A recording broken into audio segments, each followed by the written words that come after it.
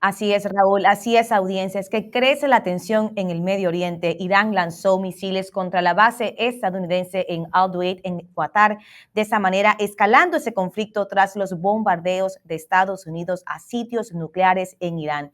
Para entender qué está en juego en la geopolítica y también a nivel económico, nos acompaña en esta tarde en Comercio TV el doctor Daniel Shussart Sommer. Él tiene un PhD en Ciencias Empresariales, profesor de programas MBA, analista financiero internacional y especialista también en petróleo e ingeniería química. Nuevamente, Daniel, una vez más, bienvenido al Campanazo. Muchísimas gracias, chicos. Por supuesto, un cordial saludo a ustedes ahí en cámara, a todos los que están atrás. Y por supuesto, muy movida empieza esta semana porque definitivamente todas estas noticias que nos están llegando del Medio Oriente, podemos decir que son 7 días que se vienen arrastrando, pero me parece, Vane y Raúl, que la presencia de Estados Unidos le pone un condimento adicional y definitivamente el preámbulo que estabas haciendo, Vane, de estos ataques que acaban de dar hace, vamos a decir, unos minutos atrás a la base estadounidense en territorio catarí, definitivamente es algo bastante, primero, nuevo, innovador, complicado y que empieza a colocar más protagonistas sobre este conflicto que está sucediendo en la zona del Medio Oriente. Daniel, feliz tarde, bienvenido y gracias por estar con nosotros, porque bueno, obviamente todo esto estaba sucediendo y decía, bueno, no hay persona más idónea para este momento que tú, para que nos puedas a nosotros orientar con todo lo que está pasando, porque como tú decías, 7 días ya veíamos que supuestamente el presidente Donald Trump iba a decir, no, esto puede ser en 2 semanas, pero nos despertamos o nos fuimos a dormir el fin de semana con el ataque primeramente de Estados Unidos a Irán, entrando directamente allí, pero lo que sucedió hoy, lo que tú decías, Irán lanzó esos misiles contra las bases de Al-Duaid en Qatar, tal como informaron obviamente los Task Force y en Reuters, sin supuestamente, parece no hay víctimas y con coordinación previa con Doha. Entonces la pregunta que yo te hago para arrancar esto es, ¿qué revela esta acción sobre la intención de Irán, pero sobre todo sobre su estrategia militar inmediata? Bueno, hay que recordar que Irán viene golpeando la mesa hace mucho tiempo a nivel de un conflicto que es con una estructura claramente religiosa, porque hay que recordar, Raúl, de que dentro del Medio Oriente existen los sunitas y existen los chiitas. Esto quiere decir las dos ramas del Islam, en el cual los chiitas, que es donde reina prácticamente en todo el territorio persa, estamos hablando en Irán, no se llevan bien, por decirlo de una manera, con los sunitas, que sería el resto de la región del Medio Oriente. Y claro, y allá adentro existen los cristianos y están los judíos que tienen otro componente.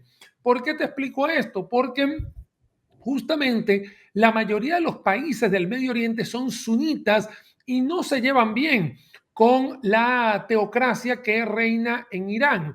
Entonces, claro, al ser Irán en estos momentos vulnerado por los ataques israelíes directamente hacia sus plantas nucleares y las bodegas que están llenas de armamento, obviamente él tiene que buscar la forma de limpiar la cara de gran ataque que ha tenido y que por supuesto él ataca a Israel, pero nunca pensó en este caso de que Estados Unidos iba también a participar este fin de semana.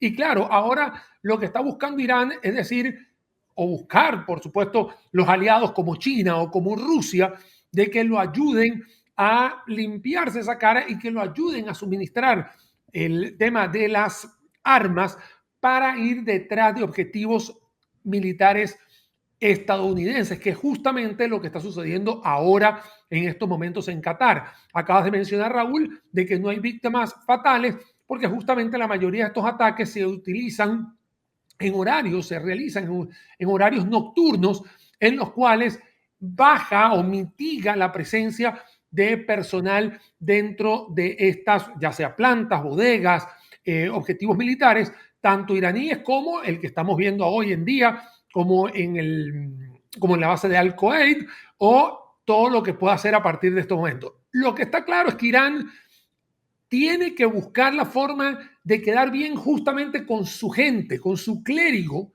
pero que hoy tiene un Arabia Saudita, un Jordania, un Irak, y bueno, y obviamente Qatar en estos momentos, que están en contra de ellos y que no solamente que está sucediendo esa postura en contra, sino que también están ayudando a Israel a tumbar los misiles que están saliendo de Irán. Entonces, hoy en día prácticamente Irán dentro de la región pareciera que se está aislando poco a poco.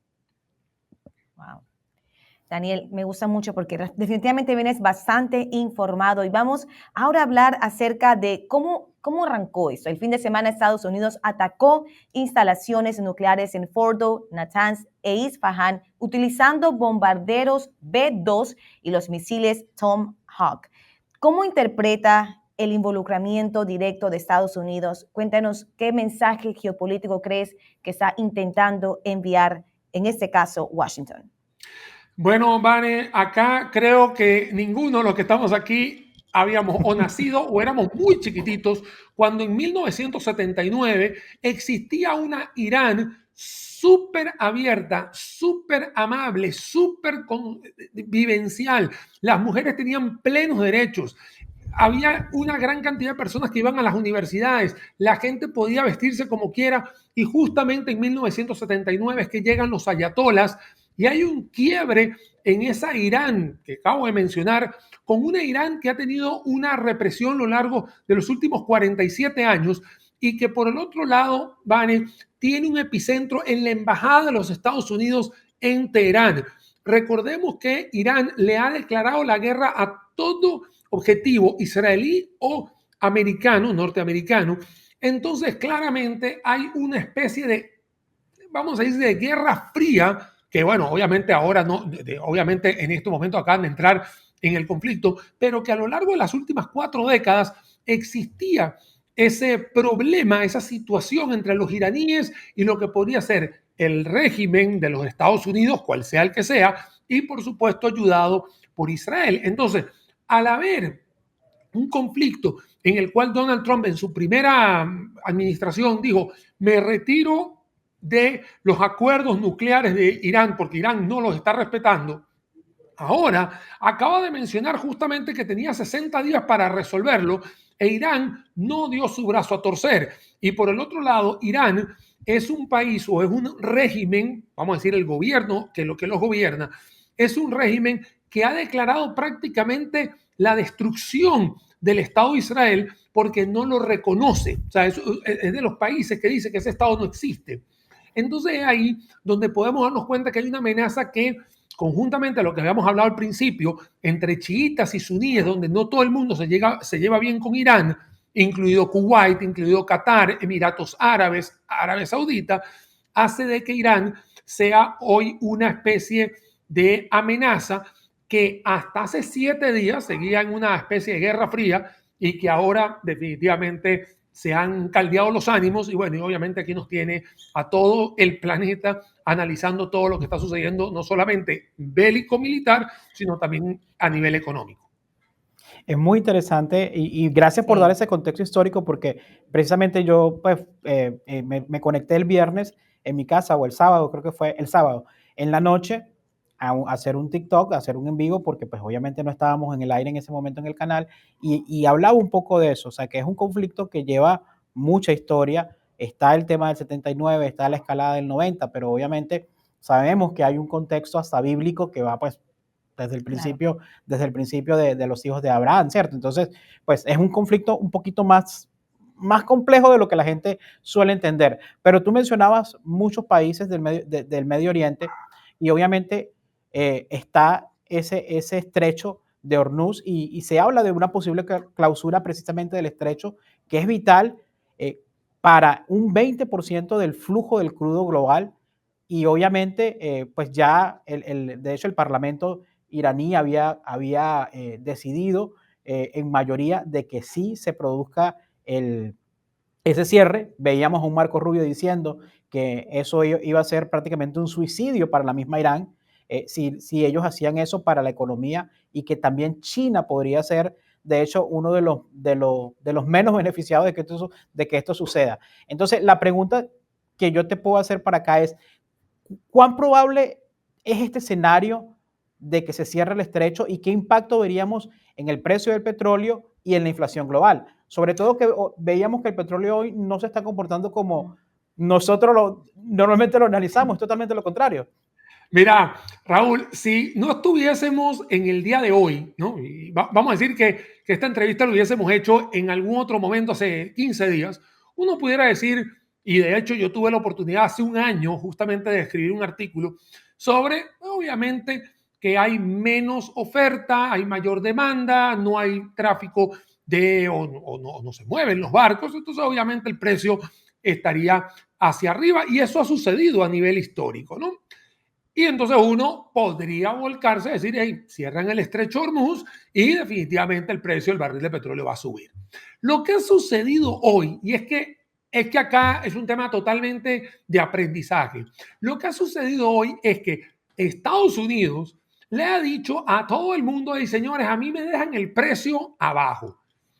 Y cuando él dice, me dejan el precio abajo, ¿a quién se lo está diciendo? A sus aliados, que son Arabia Saudita, que son Kuwait, que tiene que buscar Qatar, Jordania, Siria en estos momentos, que son justamente países del Medio Oriente que tienen la mayoría de ellos bases estadounidenses en los cuales ellos mismos van a estar defendiendo si existe algún tipo de conflicto. Pero hace unos minutos estamos hablando, Raúl y Vanessa, antes de conectarnos nosotros, el presidente Xi Jinping acaba de decirle al gobierno iraní que ni se le ocurra cerrar Hormuz, porque por ahí viene la mayoría del petróleo que China necesita. Entonces vean cómo China, que obviamente pareciera que es obviamente el archienemigo de los norteamericanos, China dice, espera un momento, si a mí me ponen los aranceles por un lado y de repente no tengo petróleo por el otro, a ver, me estoy jugando todos los números de la lotería para tener un panorama complicado. Entonces ahí donde vemos que existe todo esto y es increíble este juego geopolítico que está sucediendo donde, y esto ya opinión personal, me disculpan Vane y me disculpan Raúl, yo creo que esto ni va a durar mucho, ni va a durar mucho, y se van a resolver problemas que Irán en algún momento ha financiado, Venezuela, Cuba, Bolivia, algunos Brasil, etcétera, Hamas, Hezbollah, todo eso se va a ir acabando porque el régimen se va a ir deteriorando, debilitando y no va a haber plata para patrocinar ni las marchas pro Palestina, ni algunas cosas que suceden en Latinoamérica, porque el régimen en estos momentos, el régimen iraní, está en un conflicto complicadísimo. Y entonces, volviendo al tema del petróleo, hoy hemos visto que la geopolítica de Donald Trump diciendo no me bajen el precio, sí se está dando. Y lo acaban de mostrar ustedes antes de yo entrar acá a la entrevista, cómo contra todo pronóstico van a 7. Es más, voy a verlo en vivo acá, me disculpan acá. El West Texas Intermediate, lo estoy viendo acá en vivo, me disculpan que vea hacia abajo. No, verlo tranquilo, estamos en vivo, estamos en vivo. En 7% a menos, está cotizándose ahora a las 14 horas 17, digamos, del centro de los Estados Unidos, a 68,72. Me disculpan que ve fuera de la cámara, pero era para leer el precio en vivo. El precio del petróleo. No, está muy bueno que lo hayas mencionado y muy bueno también pues el que tú des tu opinión al respecto de esto, porque mencionaste dos cosas muy interesantes antes de seguir a la próxima pregunta, que era esa publicación del presidente Donald Trump esta mañana, precisamente diciendo eso en su red social Truth Social y en X, diciéndole, señores, no me suban el petróleo a nadie, y después decía, drill, baby, drill, and I mean now. O sea, le decía al Departamento de Energía, vamos a taladrar, bebés, vamos a taladrar, y yo les digo que eso se tiene que hacer ya. Entonces, sí, acá yo hacía ese análisis igual que tú también con mi equipo de trabajo. Decíamos, bueno, de repente los precios del petróleo están aguantados por ese post del presidente Donald Trump. Mira, y también veíamos la carta de Marco Rubio a China diciéndole, hey, dile a Irán que no cierre el estrecho. Ahora sí puedo Mira, hablar. disculpa que te moleste, Raúl y Vanessa, pero es que acá me recuerda históricamente, por supuesto, yo no vivía, ya revelo que no estoy tan viejo, en 1973, más usted tampoco, así que Yo tampoco, no, yo estaba No en había otro lado, nacido. en los sueños de mis padres. exactamente. Mira, 1973 fue la guerra del Yom Kippur y justamente en ese momento se da la crisis energética de 1973-1974. La guerra del Yom Kippur fue en octubre, entonces digamos La guerra de los 6 días, ¿correcto? no, del Yom Kippur, 6 días fue De Yom Kippur, en ok. el 67, ¿no? Pero estamos hablando de la del 73, que justamente el Departamento de los Estados Unidos dijo, hey, ya va, a mí me acaban de hacer un embargo, bueno, toma tu tomate, como decimos en mi país, y te hago un drill, baby, drill. Y eso fue lo que sucedió justamente para poder estabilizar los precios de los combustibles y las gasolinas dentro de Estados Unidos, que obviamente eso cascadió a toda Latinoamérica, porque también recordemos que hay dos tipos de barriles. Hay muchos, pero digamos el West Texas Intermediate, que es el que utilizamos nosotros en Latinoamérica, incluso Estados Unidos y Canadá. Y luego tenemos el barril Brent, que es el que justamente estabas mencionando Raúl y Vanessa, digamos al principio de la entrevista, que ese siempre está como unos 3, 4 dólares más arriba que el que tenemos nosotros en Latinoamérica. Eso tiene que ver con las mezclas que hay internas de la dieta digamos, del propio petróleo. Igual, la cosa es que los americanos abrieron el chorro, estoy hablando ya terminologías muy planas, y el barril de petróleo lo bajaron a diestra y siniestra. Entonces, no estoy viendo nada diferente a lo que estudié, porque no lo viví, por supuesto, lo que estudiamos todos, de que el drill, baby, drill nos pueda traer también una estabilidad a nivel, digamos, petrolera. Y es que ahí me voy a la pregunta que me hiciste, Raúl. Inflación.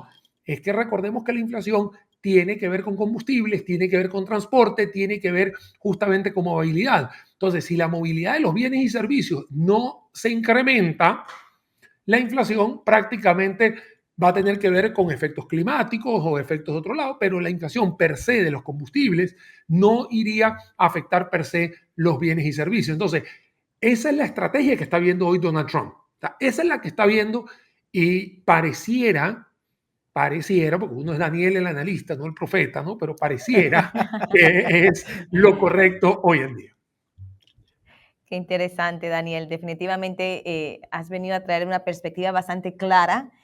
Ahora vamos a hablar de ese efecto inmediato en los mercados. Vimos, ya como comentábamos, el tema del petróleo. También vemos que el mercado financiero está con mucha cautela y obviamente el oro lo vemos como ese activo refugio, pero háblale al inversionista en ese momento, qué sectores están más expuestos hoy con ese panorama y cómo debería moverse entonces la estrategia de inversión. Bueno, acá no se aleja mucho a lo que ha sucedido a nivel, vamos a decir, histórico, cuando los activos son mucho más conservadores, son los que ganan más adeptos en este caso. Cuando tú tienes un escenario un poco más tranquilo, te arriesgas más o apuestas más hacia la volatilidad.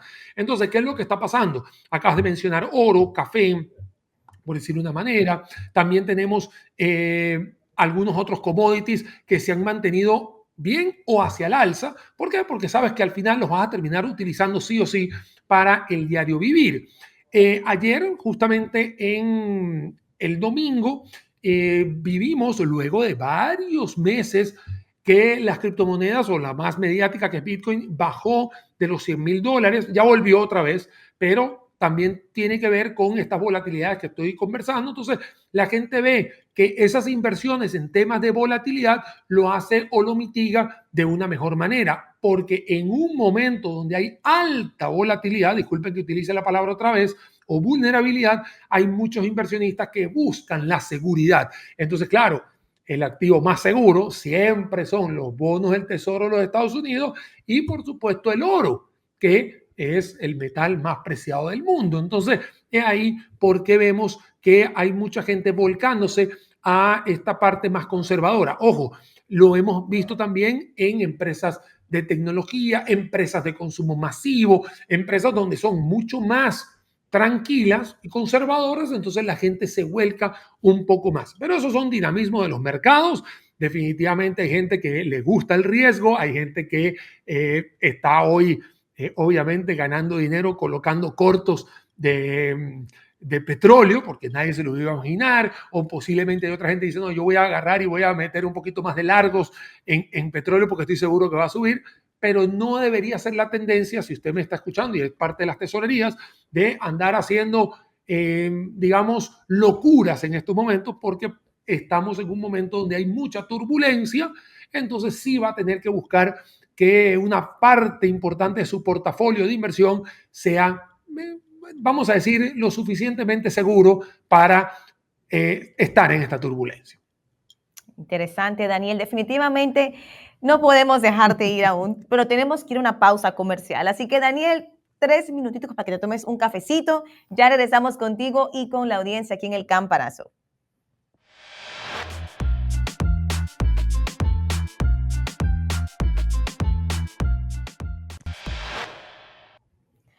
Y continuamos aquí en el Campanazo por Comercio TV con una conversación bastante interesante con Daniel Chuzar. Raúl, estábamos hablando acerca de lo que ha sido ese conflicto en el Medio Oriente y cómo está impactando e incluso algo que sería como una respuesta incluso en el mercado, en la economía que no esperábamos. Pero Daniel, continuamos con más preguntas hacia ti. Daniel, te dejamos ahí en una primera parte que estuvo muy caliente. Obviamente este es un tema, una noticia que está en desarrollo. Sabemos que todo lo que está pasando, como tú lo comentabas, tiene sus efectos también en la economía, tiene efectos en las próximas elecciones. Próximamente aquí hay elecciones de algunas gobernaciones, hay elecciones de medio término, hay elecciones especiales. Bueno, se vienen un montón de cosas, pero también está el tema de la inflación y sabemos todo lo que estaba pasando con la Fed. Digamos que esta intervención militar obviamente afecta la narrativa interna de Estados Unidos, obviamente podría afectar la inflación, lo que tú mencionabas, el tratar de controlar el precio del petróleo precisamente es para evitar una subida de la gasolina y para evitar una subida del transporte aéreo, del transporte terrestre, que se traduciría inmediatamente en inflación. También un tema de seguridad y de control estratégico, pero ¿de qué manera crees tú que esto puede influir en esa percepción pública ante todos estos procesos que se están viviendo, digamos, tanto electorales, tanto de la opinión pública hacia la popularidad del presidente Donald Trump, que hemos visto también que algunas encuestas han estado cuestionando que ha perdido mucho apoyo de sus bases más fuertes en algunos sectores específicos? Entonces, ¿cómo puede afectar todo esto que está pasando en el presidente y sobre todo el Partido Republicano? Mira, si bien es cierto, en estos momentos me parece que es prematuro estar hablando cuánto le pueda afectar, lo que sí está claro y la historia nos lo ha comentado es que después de la guerra que viene, la realidad de justamente si afecta para bien o para mal. Porque recordemos que cuando fue el ataque del 11 de septiembre, que todo el mundo estaba viendo a Osama Bin Laden y que por supuesto todo el mundo estaba viendo Afganistán y que también hubo la invasión a Irak. Ahí se fueron deteriorando vamos a decir, las imágenes de los presidentes en ese momento, pero ve que cuando atrapan a Osama Bin Laden, que fue en la época de Barack Obama, bueno, ahí prácticamente hay una unión total de los americanos, republicanos o demócratas, de haber atrapado al que les vulnerabilizó, por decirlo de una manera, al que les prostituyó, al que le entró, el que les destruyó una imagen. Entonces, para mí en estos momentos, Raúl y Vanessa, no sé qué va a pasar con la imagen de Donald Trump hoy, mañana y esta semana. No lo sé, no sé. Lo que sí puedo estar claro es que hasta que no haya un final, y claro, dependiendo cómo va a ser el final, o sale airoso Donald Trump, o sale airoso, y sale airoso J.D. Vance, y sale airoso Marco Rubio, o definitivamente salen, bueno, trasquilados, que no lo creo. O sea, de verdad, personalmente no lo creo,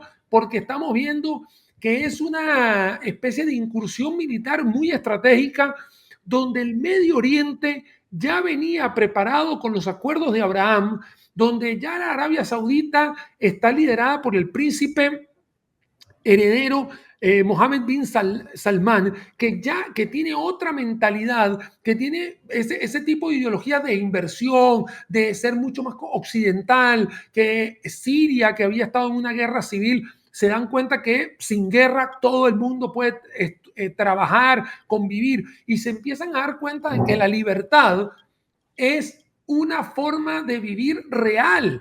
Entonces creo yo que lejos de tener un deterioro, y vuelvo a repetir, sería irresponsable de mi parte hoy, mañana, pero creo yo que el deterioro más bien va no a existir, más bien va a haber un fortalecimiento de los propios iraníes que están viendo cómo un régimen que los tiene oprimidos hace 47 años prácticamente ya no es superpoderoso, ya no es el que va a estar ahí.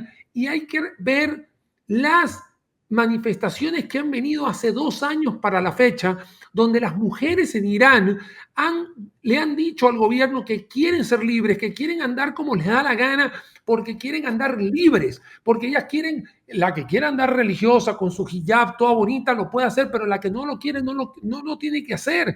Y ahí nosotros recordamos a esta muchacha que fue asesinada en Irán, justamente como mártir de este comando que pulula en las calles más importantes de Irán para que la gente respete la teocracia que está existiendo, y eso va alejado a lo que nosotros vivimos en Occidente. Entonces, yo creería, y vuelvo a comentar y resaltar, Vanessa y Raúl, que si bien hasta que no termine este conflicto, que para mí no creo que vaya a terminar, perdón, no vaya a durar mucho, es que yo puedo tomar la decisión de que si sale fortalecido o no Donald Trump. Si por la víspera saco el día de que China se movió y de que Rusia se movió y de que los países árabes en estos momentos están dándole el respaldo a Estados Unidos, a Israel, pareciera que todo va a salir bien. Bueno, vamos a esperar y vamos a guardar esta entrevista también, porque si esto sucede en el tiempo que tú lo estás diciendo, obviamente te vamos a volver a llamar porque te vamos a decir, Daniel, tenías razón con ese análisis que hiciste, porque obviamente... Bueno, Raúl, y si no tengo razón también me llamas. Y si no también... Claro, no, esta es tu casa. De hecho, pues tú sabes que ya tú eras parte de la casa, y por eso pues nos gusta tenerte acá en la mañana, en la tarde, en todos nuestros programas, porque es que traes una visión muy amplia precisamente de todo esto que está sucediendo. No, con mucho gusto. Lo que estamos viendo entonces es un Estados Unidos que incluso ha respondido, bueno, vimos el mercado, lo vimos en verde, vimos el petróleo que pues se ha mantenido. Dentro de todo podemos decir que la economía estadounidense ha mostrado ser resiliente incluso frente a eso. Pero vamos a Latinoamérica. Países como Argentina, Brasil y México enfrentan un dólar caro, deuda y riesgo inflacionario. Coméntanos qué efectos económicos regionales anticipas a corto y a mediano plazo con este panorama actual que estamos viendo. Bueno, me voy a salir un poquito de la política para entrar un poco en lo económico. Y estos 3 países que acabas de mencionar, Vane, son exportadores de petróleo, tanto Argentina como Brasil y como México, y definitivamente haber hecho este abordaje con el Medio Oriente y tener un precio lo suficientemente estable no debería tener un vaivén o una turbulencia en los presupuestos de las diferentes, vamos a decir, petroleras más importantes, Pemex, YPF y en el caso de Petrobras. Lo que sí pudiera estar acá sucediendo es que dentro de México o dentro de Brasil podemos tener algún tipo de ralentización económica, pero no por el tema de la guerra, sino por las ideologías de pensamiento que pueden estar lo que están liderando, obviamente, la política de estos 2 países, siendo México el más afectado. De hecho, México es el único país, según el Fondo Monetario Internacional, en su última lectura, que va a dar negativo en este año 2025, quitando a Venezuela, que por supuesto Venezuela es un capítulo aparte, y que, bueno, que tiene que ver con el tema de los aranceles, el muro, etcétera. Pero no porque el conflicto Medio Oriente tenga algún tipo de afectación directa, vayan a tener un problema estas economías. Me voy para la economía argentina, que la economía argentina lo que está haciendo es un reacomodo, se le pronostica un 5,5% del Fondo Monetario Internacional en su última lectura, sigo haciendo la misma salvedad con el tema del documento expresado por el Fondo Monetario estamos hablando la tercera semana de abril, en el cual manifiesta de que ese reacomodo es un aire fresco que se le da a la Argentina. Eso no quiere decir que por este tipo de estructuras todavía siga habiendo un rezago a la hora de buscar un balance de los precios. ¿Qué significa esto? De que la inflación que hay en Argentina sigue estando por encima del 40% interanual, y si bien es cierto, ha ido poco a poco acomodándose a 1 punto porcentual, 2 puntos porcentuales intermensual, no deja de ser una inflación muy cara, porque estamos hablando del segundo país más poderoso de Latinoamérica, detrás de Brasil, ¿no? Y que no es tan fácil acomodar la economía como si fuese un Costa Rica o un Panamá, que son países muy chiquitos, tanto en población como en extensión. Entonces, con estos 3 países, Vane, yo lo que veo más las ideologías de pensamiento, y por supuesto el que está más sentenciado en todo esto tiene que ver con México, ¿no? Porque México, vamos a decir, distancia muy larga entre Donald Trump y Claudia Sheinbaum, y definitivamente no son muy amigos, que digamos, ¿no? O sea, eso yo pensaría Agua que y estos no se aceite. van a ver tan fácil en una mesa. Muy interesante eso que dices, porque es verdad, pues, han habido muchos conflictos. Sabemos también el tema Brasil, pues es una economía muy robusta, muy fuerte, pues liderando en diferentes rubros, café, todo lo que es cárnicos, obviamente, son una economía mucho más fuerte, pues, y recuperar lo que tú decías, la economía argentina después de un descalabro como el que ha sufrido, pues tampoco ha sido una tarea que digamos que sea muy fácil. Pero tú mencionaste algo que precisamente tengo una pregunta para hacerte de eso, porque lamentablemente parece mentira, y yo lo decía en estos días, pues nuevamente en un en vivo que hice por fuera de la transmisión del canal, y yo mencionaba el caso de Venezuela, que en medio de todo esto aparece pues ese país caribeño por allí diciendo, bueno, obviamente tú mencionabas el contexto de las sanciones, pero veíamos algunos mensajes mixtos, embajador de Irán haciendo pues un proselitismo político junto con Diosdado Cabello diciendo de que se iban a vengar, pero luego veíamos a un Padrino López diciendo, hey señores, cuidado que esto nos puede llegar a nosotros, aprovechemos porque el petróleo puede que se suba, digamos en un escenario que el conflicto se alargue un poco más tiempo, ¿cierto? ¿Cómo podría o cómo puede aprovechar o influir Venezuela en el aumento de precios del petróleo, que sabemos que es miembro fundador de la OPEP, o digamos en estas negociaciones geopolíticas? Mira, acá, Raúl, vámonos a la historia, ¿no? Y disculpen que hagas siempre el énfasis, ¿no? Pero bueno, esta historia es más reciente, ¿no? En el 2008, que para muchos de nosotros fue abrir y cerrar de ojos, porque hace poco, ¿no? Fue la última vez que hubo un petróleo por encima de $130, porque la otra vez fue aquí ahorita en Ucrania, Rusia, en el 2022, pero digamos, $130, $140 llegó el West Texas Intermediate a estar por allá arriba. ¿Y qué le sucedió a Venezuela? Porque aquí lo que importa es, con tanta facturación, ¿qué hizo Venezuela? Porque aquí no es un tema de tener dinero, es saber qué hacer con el dinero.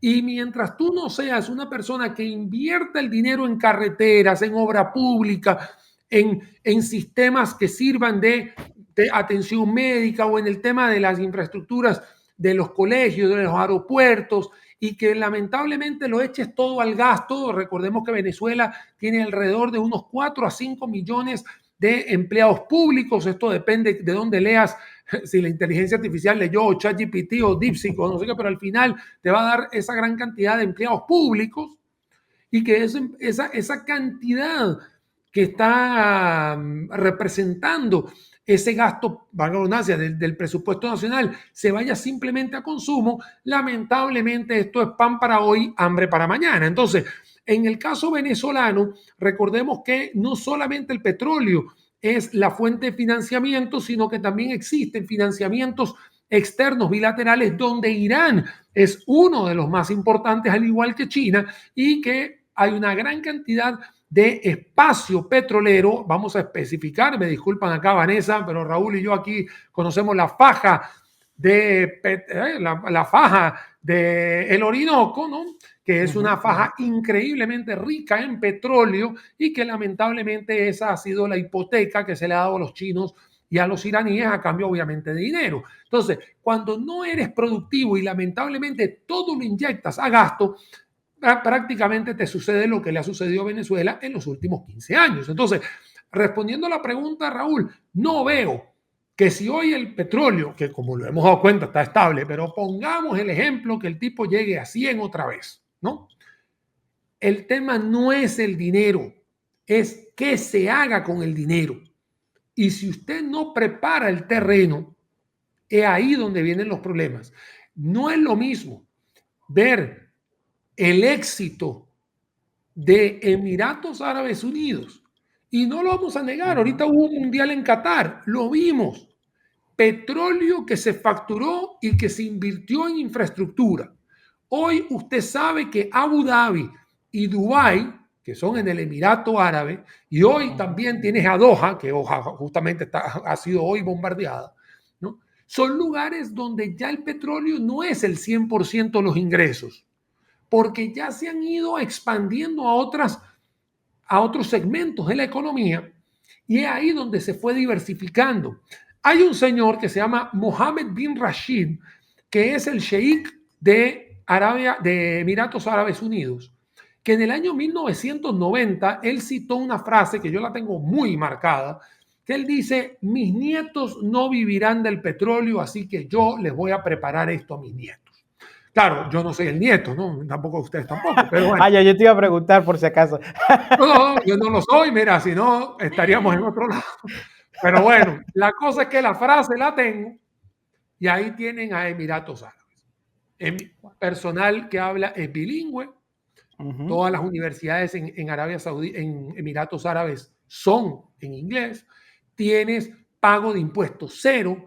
Tienes una gran cantidad de beneficios que se da a través del petróleo, pero que también te da el beneficio de hacer inversiones donde está el único hotel 6 y otro que es 7 estrellas a nivel mundial, que tienes un lugar donde tienes centros comerciales que son altamente poblados y son enormes. Es un lugar, y bueno, y obviamente podemos aquí hacer toda una propaganda o publicidad, como le quieran llamar, a los Emiratos Árabes Unidos, pero también si Vanessa quiere ir a esquiar, puede ir a esquiar y allá va a esquiar tranquilamente en el corazón de los 40 grados centígrados a la sombra, pero adentro tiene lugares a -10 donde puede esquiar tranquila. ¿Qué significa esto? Que la gente supo con el dinero invertir. Lamentablemente en Latinoamérica, Venezuela es parte de los ejemplos en los cuales no se invierte y se gasta. Y eso es un gran problema. Totalmente. Estamos de acuerdo en esa parte. Y Vanessa sí le gustan los deportes extremos y me atinaste. Ahí donde tú la ves, le gustan los deportes extremos. Ella es bien arriesgada. No es la nieta del sheik. No sé, pero cuando terminemos la entrevista yo le voy a preguntar, por si acaso, uno nunca sabe. No, exactamente, Daniel, uno no sabe, hay que arrimarse al mingo, ¿sí o no? Exacto.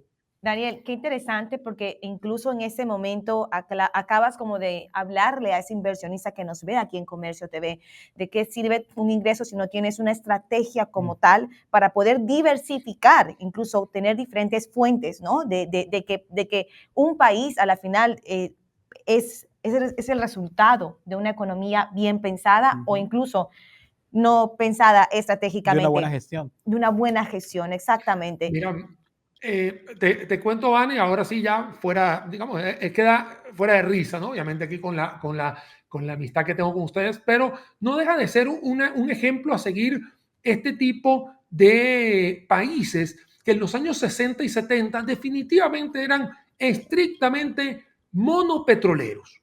No lo vamos a negar. Los tipos solo hablaban de petróleo e importaban todo lo que comían.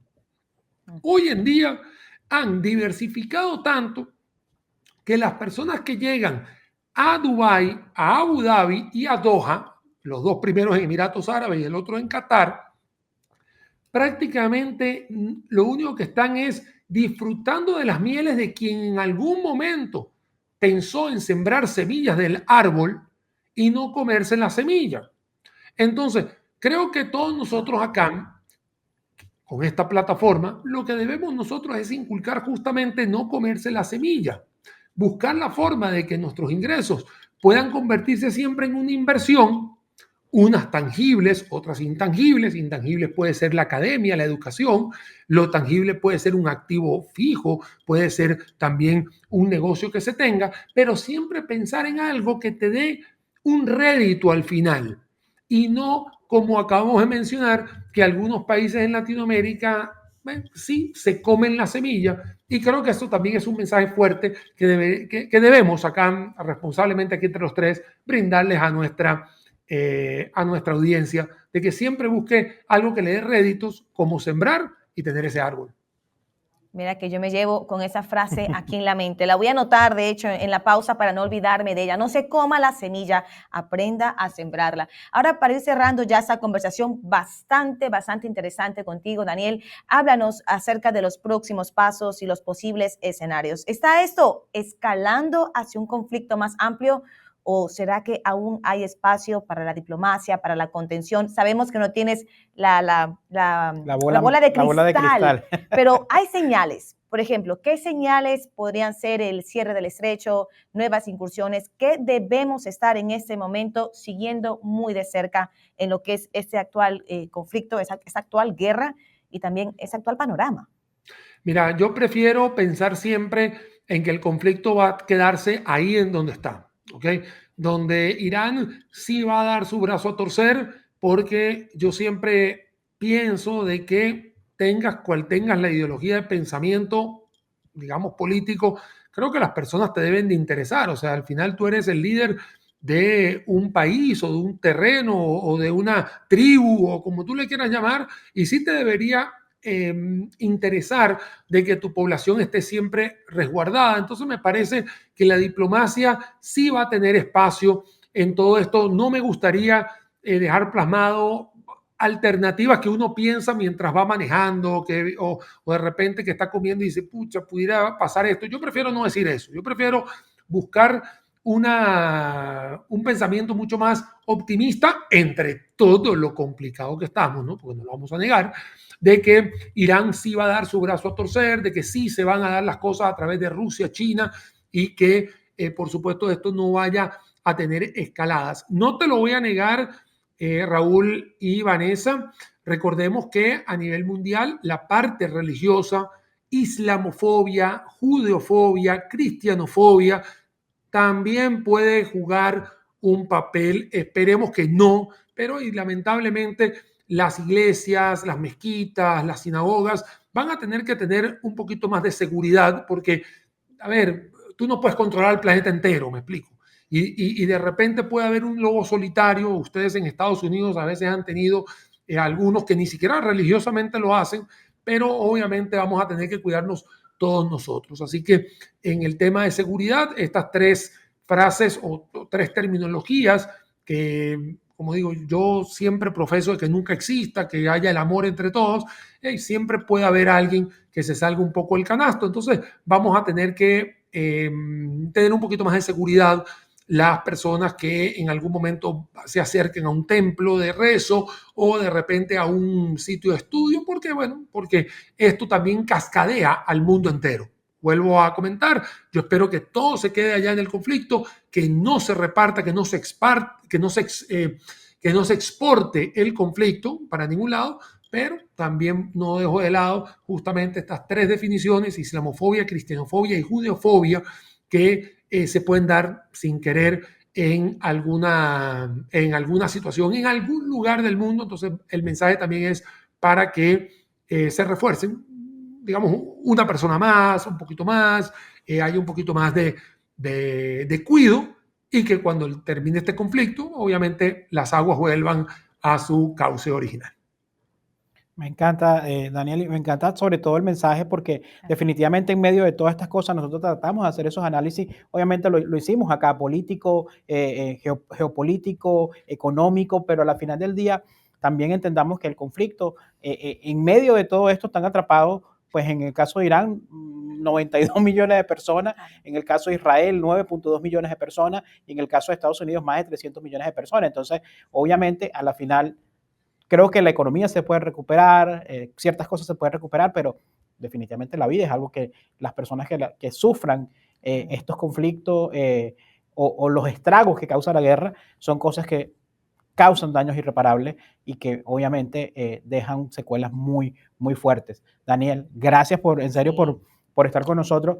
Te vamos a mantén el teléfono prendido porque obviamente sabemos que esto puede pasar en cualquier momento. O sea, de repente te llamamos para la mañana con Anita y Alejandro, o de repente te llamamos otra vez en la tarde porque sabemos que pues, esto va a ser algo que de repente vamos a seguir hablando un poco más esta semana. Bueno, ya quedó grabado que si pasa una cosa o pasa la otra, igual me vas a llamar. Por supuesto. No, Raúl, Esa por es su supuesto, casa.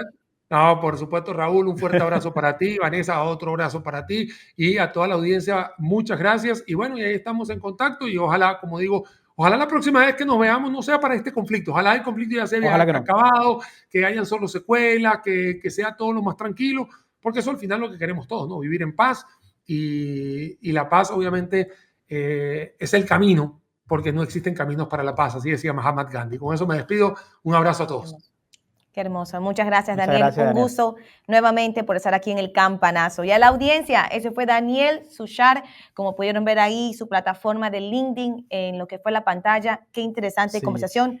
Nos quedamos aquí conversando en la pausa. Sí, Raúl. Vamos en la pausa y volvemos porque, bueno, queríamos hacer este espacio especial que hicimos el día de hoy. Una tarde totalmente distinta a lo que están acostumbrados al Campanazo, pero es que también las condiciones de lo que está sucediendo ahorita en el mundo son totalmente distintas. Así que, bueno, vamos a una pausa, Vanessa. Pausa comercial. Aquí nos quedamos conversando, pero ya regresamos.